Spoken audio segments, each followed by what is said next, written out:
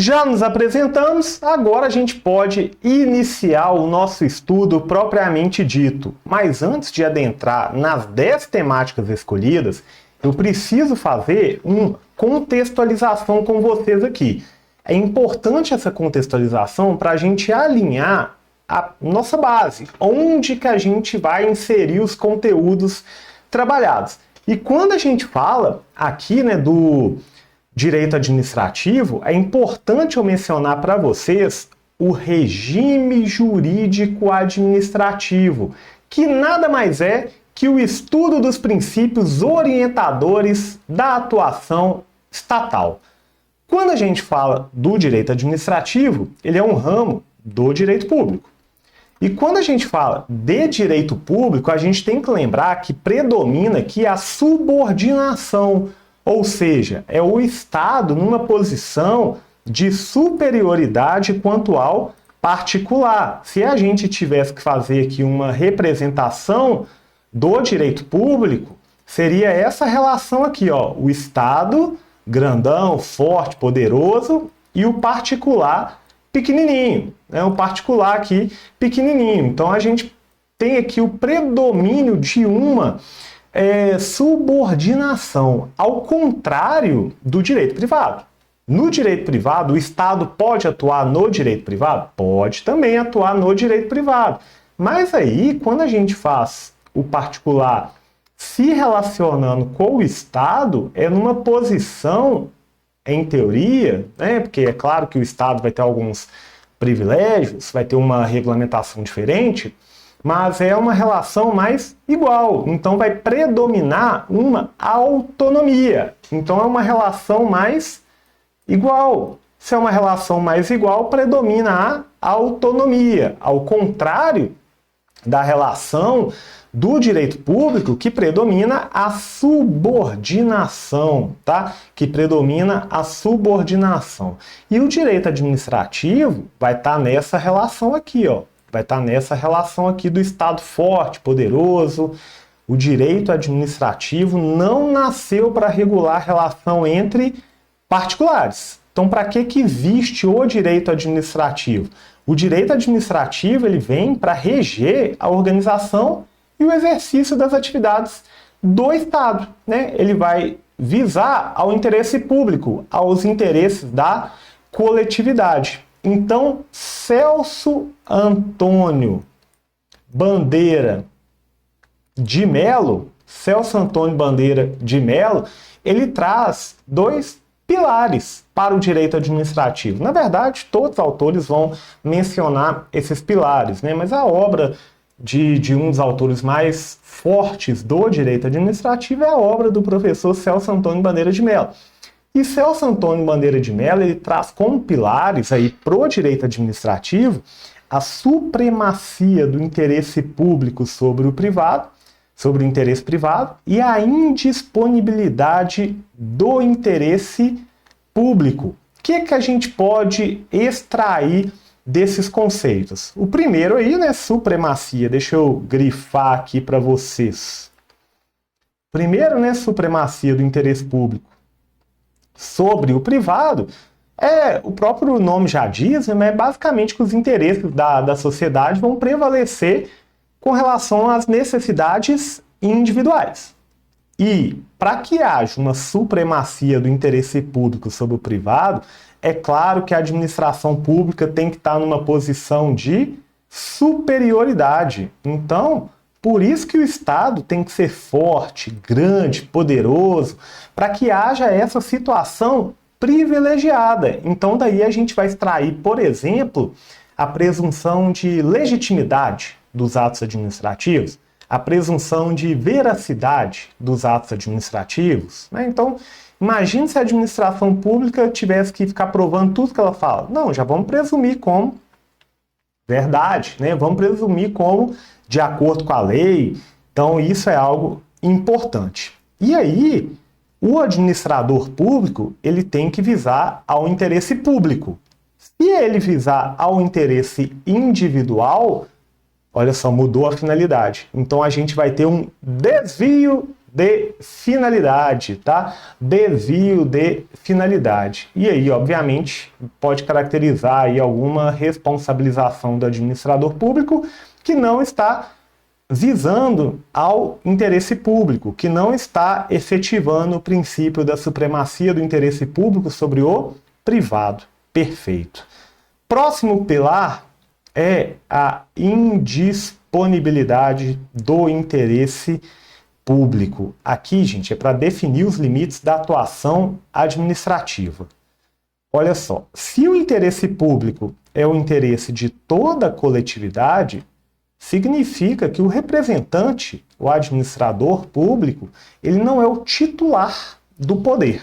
Titular do poder é o povo. Consequentemente, o administrador ele não pode abrir mão do interesse público, que é indisponível. Ele não pode dispor, por exemplo, dos bens da administração pública. O administrador público não é o titular do interesse público. Ele não tem uma atuação livre. Ele está submetido à lei. Ele só pode fazer aquilo que está determinado na lei. Isso é até o princípio da legalidade que nós vamos trabalhar já, em breve. Então, o administrador público, o que ele faz é em nome de terceiros. Se o que ele faz é em nome de terceiros, não pode abrir mão desses direitos, né? Não pode abrir mão do interesse público. Por isso, indisponibilidade do interesse público. Ótimo! E aí, eu quero trabalhar com vocês, antes da gente entrar, só dando um spoiler, aqui ó, lá, o próximo já é a matéria, tá, gente? Só estamos contextualizando aqui algumas coisas. Trabalhar os princípios expressos no artigo 37 da Constituição. Assim, eu até acho que isso aqui vocês gravam, não precisa nem do método mnemônico aqui da vassourinha, porque a gente fala que é o LIMP, famoso LIMP. Por quê? Porque tem a legalidade, a impessoalidade, a moralidade, a publicidade e a eficiência. Então, LIMP é LIMP. Então, eu acho que vocês nem gravam, né? Nem muito por causa do mnemônico. Não coloquei a vassourinha aí para vocês lembrarem de limpar do LIMP, mas é porque são princípios mais comuns, né, que a gente já tem o hábito aí de estudar, e como é uma das primeiras matérias do direito administrativo, todo mundo estuda.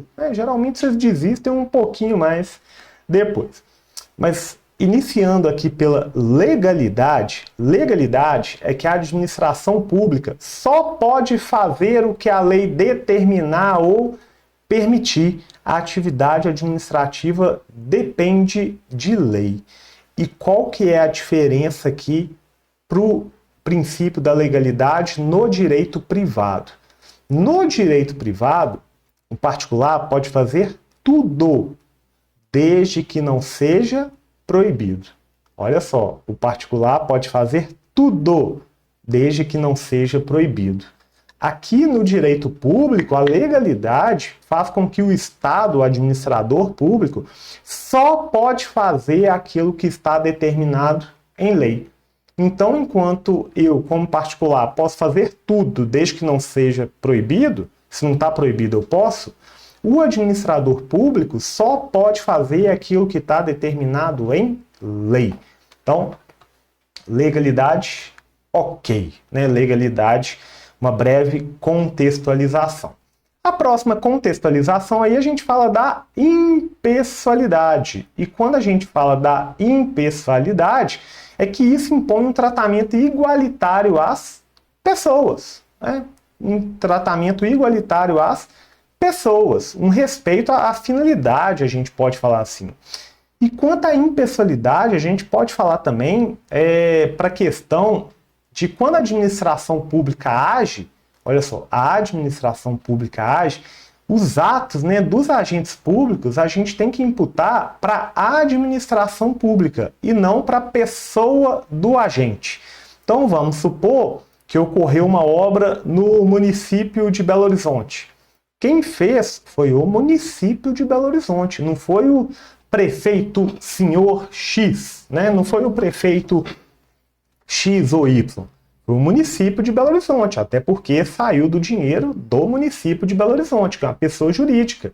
Não saiu do bolso do prefeito X, tá? Então, tomar um cuidado com isso. É o que a gente fala da neutralidade do agente. Então, tem dois vieses aí, né? Tratar todo mundo de forma igual e também o lado do administrador público, que quem age é a administração pública e não a pessoa X ou Y que está ocupando um cargo no momento.